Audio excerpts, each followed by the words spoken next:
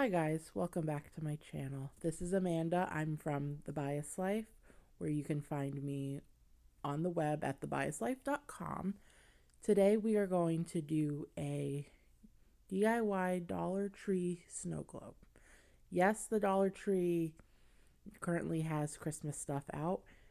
Your Dollar Tree close to you may have some, but mine only had a small section, so I'm waiting for more Dollar Tree decor to start doing more Dollar Tree Christmas decor.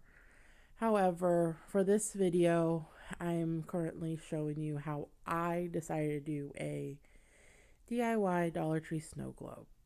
As you can see, I have two different size mini Christmas trees, and I'm just trying to figure out how I want to put them on. I decided, as you can kind of see, that I'm doing two small ones and the big one in the middle. Of course, you can decorate this however you want. I chose to do three, but you can always add in little figurines of people. You could add in more trees if you want to make it fuller. It's all up to you. I'm currently going to hot glue the trees down to the cap of the snow globe so they don't shake around, as you see that I'm doing right now. And this only takes, just a few moments, just to want to make sure they don't move.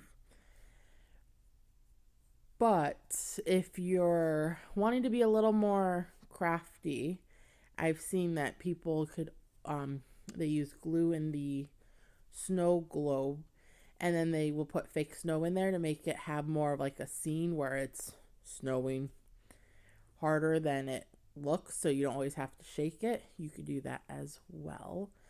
This is all up to your inspiration, how far you want to go with this. I just did a standard small snow globe just to start off the Christmas season, right?